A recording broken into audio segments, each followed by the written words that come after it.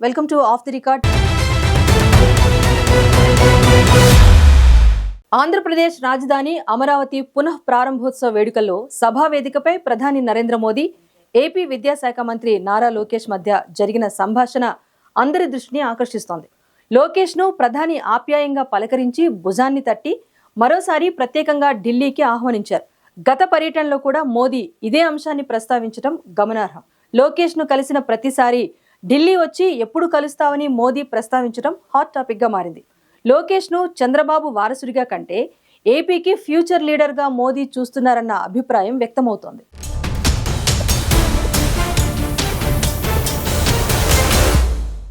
ఆంధ్రప్రదేశ్ రాజధాని అమరావతి పునః ప్రారంభోత్సవ వేడుకల్లో ప్రధాని నరేంద్ర మోదీ, మంత్రి నారా లోకేష్ల మధ్య సంభాషణ హాట్ టాపిక్ గా మారింది. సభా వేదికపై ప్రధాని నారా లోకేష్ల మధ్య సరదా సంభాషణ జరిగింది. లోకేష్ ను ప్రధాని ఆప్యాయంగా పలకరించి భుజం తట్టారు. నీకెన్నిసార్లు చెప్పాలి, నన్ను కలవడానికి రావా అని లోకేష్ తో మోదీ అన్నారు. వెంటనే స్పందించిన మంత్రి నారా లోకేష్ త్వరలోనే కుటుంబ సమేతంగా ఢిల్లీ వస్తానని ప్రధానితో అన్నారు. గత పర్యటనలో కూడా నారా లోకేష్ తో ప్రధాని మోదీ ఇదే అంశాన్ని ప్రస్తావించిన సంగతి తెలిసిందే. అమరావతి పునః ప్రారంభోత్సవ ప్రధాని నరేంద్ర మోదీ 58,000 కోట్ల రూపాయల విలువైన ప్రాజెక్టులకు శంకుస్థాపనలు, ప్రారంభోత్సవాలు చేసిన సంగతి తెలిసిందే.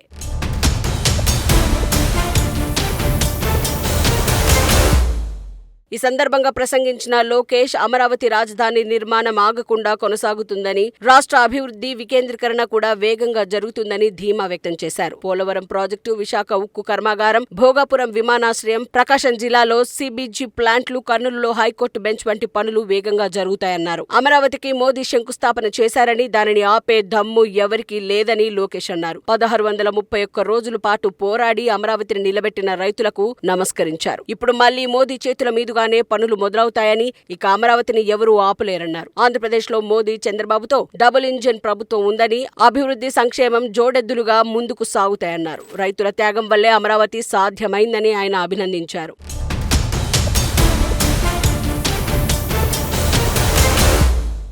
గత ప్రభుత్వం అమరావతిని చంపేయాలని చూసిందని లోకేష్ విమర్శించారు. 2019-24 వరకు విధ్వంస పాలన చూశామని, చంద్రబాబుపై వ్యక్తిగత కక్షతో అమరావతిని నాశనం చేయాలని చూశారని ఆయన ఆరోపించారు. ఒక్క ఇటుక కూడా వేయకుండా 3 రాజధానులంటూ 5 ఏళ్లు గడిపేశారని ఆయన అన్నారు. ఎన్ని కుట్రలు చేసినా అమరావతి నినాదాన్ని ఆపలేకపోయారని, అమరావతి ఎవరి ఇంట్లోనే పెంచుకునే మొక్క కాదని, అది ప్రజల గుండెల్లో దాచుకున్న రాజధాని అని అన్నారు.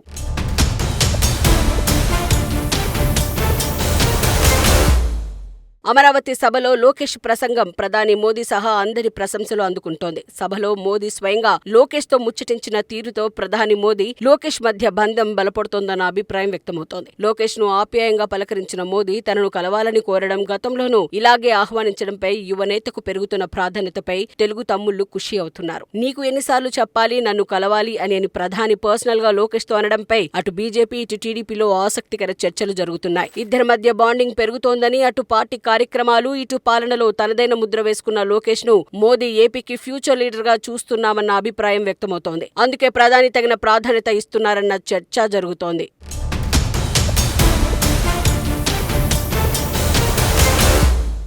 సాధారణంగా ప్రధాని మోదీ నుంచి ఆహ్వానం వస్తే కాదనేవారుండరు. అలాంటిది ఏపీలో ఒక మంత్రిగా ఉన్న లోకేష్ ని తనను కలవమని ప్రధాని పదే పదే అడుగుతూ ఉండటం ప్రాధాన్యత సంతరించుకుంది. ఇప్పుడున్న పరిస్థితుల్లో ప్రధాని మోదీ నోటి నుంచి తమ పేరు వస్తే చాలు, అదే 10,000గా ఫీల్ అయ్యే నేతలు బోలెడంత మంది ఉన్నారు. అలాంటిది లోకేష్ కు మోదీ ఇస్తున్న ప్రాధాన్యతపై ఇప్పుడు అందరూ చర్చించుకుంటున్నారు. ప్రధానమంత్రి నరేంద్ర మోదీ స్వయంగా నారా లోకేష్ ను తనను కలవాలని అడగడంపై అటు సామాన్యుల్లోనూ పార్టీలోనూ రకరకాల చర్చలు మొదలయ్యాయి. ఈ ఏడాదిలోనే విశాఖలో జరిగిన ఓ కార్యక్రమానికి వచ్చిన ప్రధాని మోదీ అధికారంలోకి వచ్చిన 6 నెలలైనా తనను ఎందుకు కలవలేదని లోకేష్ తో అన్నారు. సమయం చూసుకుని మిమ్మల్ని కలుస్తానని అప్పుడు ప్రధానికి లోకేష్ చెప్పారు. తిరిగి సేమ్ సీన్ రిపీట్ అవ్వడం హాట్ టాపిక్ గా మారింది.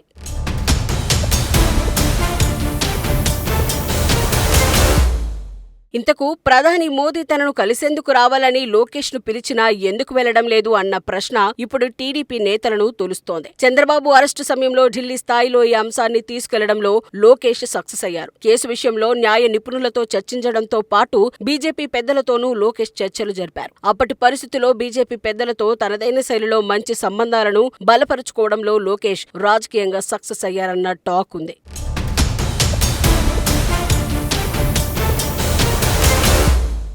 ప్రస్తుతం ఏపీ రాజకీయాల్లో నారా లోకేష్ కేంద్ర బిందువుగా మారుతున్నారు. 2019 ఎన్నికల్లో ఓటమితో విమర్శలు ఎదుర్కొన్న లోకేష్ 2024 ఎన్నికల్లో సాధించిన ఘన విజయంతో విమర్శకుల నోళ్లకు గట్టి తాళమే వేశారు. ఎన్నికల ముందు నుంచే పార్టీ కార్యక్రమాల్లో తనదైన ముద్ర వేసిన లోకేష్ పాలనలో తనకంటూ కొత్త ఒరవడిని క్రియేట్ చేసేలా అడుగులు వేస్తున్నారు. అందుకే ప్రధాని మోదీ సైతం లోకేష్ ని భవిష్యత్తు నాయకుడిగా చూస్తూ తనను వచ్చి కలవాలని కోరడం జరుగుతోందనేది పార్టీలో చర్చ నడుస్తోంది. చంద్రబాబుతో పాటుగా లోకేష్ కూడా టీడీపీలో ముఖ్య పాత్ర పోషిస్తున్న క్రమంలో బీజేపీ నాయకత్వం కూడా లోకేష్ ని ప్రోత్సహిస్తోందంటున్నారు. కేంద్ర హోంమంత్రి అమిత్ షాతో పాటు కేంద్ర బీజేపీ పెద్దలు కూడా టీడీపీ రాజకీయ వారసుడి విషయంలో సానుకూలంగానే ఉన్నారనే సంకేతాలు తాజా ఘటనతో వెలువడినట్లయింది.